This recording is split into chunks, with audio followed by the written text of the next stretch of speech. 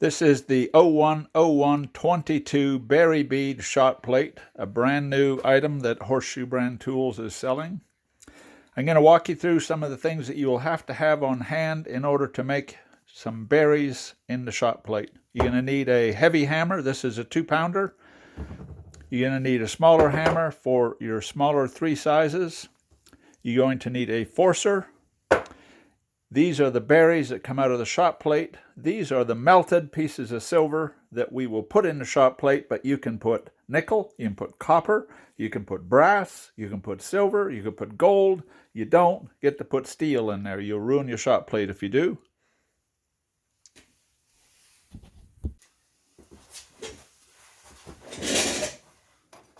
What you can see here, I just saved parts I've cut with the disc cutter, but you can use lengths of silver wire, you can use coils of wire. What you're trying to do is make shots that are even in size for the sizes of your shot plate that you have in front of you, in this case the berry bead. We'll strike up our torch.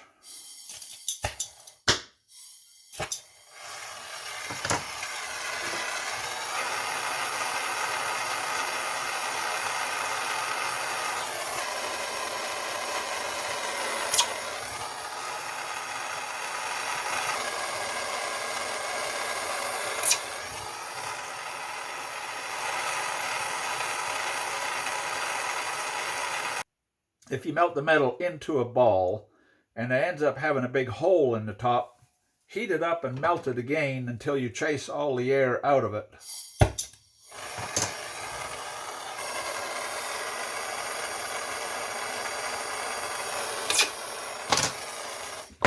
A couple things about using a shot plate. I see quite a few people post online how to use one. I don't know that I've ever seen anybody use any lubricant on the top of the shot plate. I do, because it makes the bead a heck of a lot easier to get out of there. You don't end up with as many stuck beads if you're not careful. The forcer is nothing but, in this case, a piece of 5/8 diameter steel rod, and you don't want it dead flat on the bottom side that you put next to the shot plate, okay? The reason is you want a little bit of a radius across the end so that when you strike this with your hammer, if you happen to be holding it a little bit off of vertical, you're not going to damage your shot plate that way. If you have this ground off dead flat with a sharp edge out here and you hold it a little crooked, that sharp edge is going to hit your plate and you could end up screwing up your shot plate for nothing more than lack of taking care to prepare the forcer. The forcer is not special. It's just a steel rod. When you pick your shot, in this case the little melted piece of silver, you want it to fit into the cavity that you're going to hit, but you want your shot to be higher than the top surface of the shot plate itself. If it's flush, don't use that one. Move on and get one a little bit bigger so it stands above. That way you have material to force down into the cavity, plus you're not going to bottom out and hit the top of your shot plate with your steel forcer. Make sure you use a hammer with enough weight to get the striking done clean and smooth. That's why I say this one here is a great hammer, but it probably only is large or heavy enough for the small 3 sizes for sure. All right, one last thing I want to explain to you. This here is a 65-pound stump anvil, they call it. I take my forcer,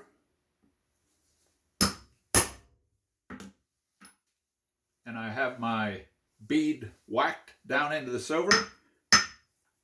Since I had put lubricant on there, it comes right out. I end up with a nice, neat, clean little berry bead. One other thing that you want to have on hand when you're going to make beads out of anybody's shot plate. I don't care if they're mine, one from Buffalo Rutland, who makes beautiful shot plates, Black Magic Shot Plate Shop up in Canada, Jerry Tucker, I shall not forget Jerry. He makes excellent shot plate as well.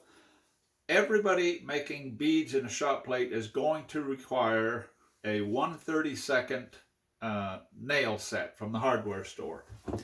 Don't use your big hammer. Make sure you order a special hammer, special folks, from Horseshoe Brand Tools.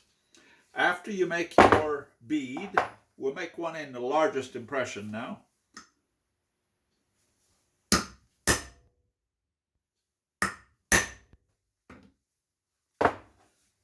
Now take your nail set as best as you can, locate it in the middle of your berry bead,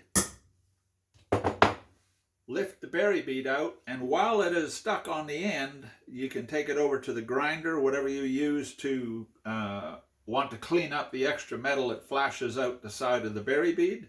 You can clean it up that way, or you can take it out and you can do it with a file, okay? And then you might, depending how tight this is, you might need a pair of pliers underneath to pull it off, or you can pop it off with your fingers.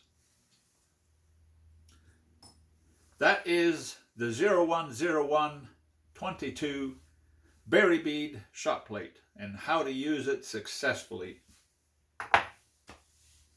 Thank you for watching.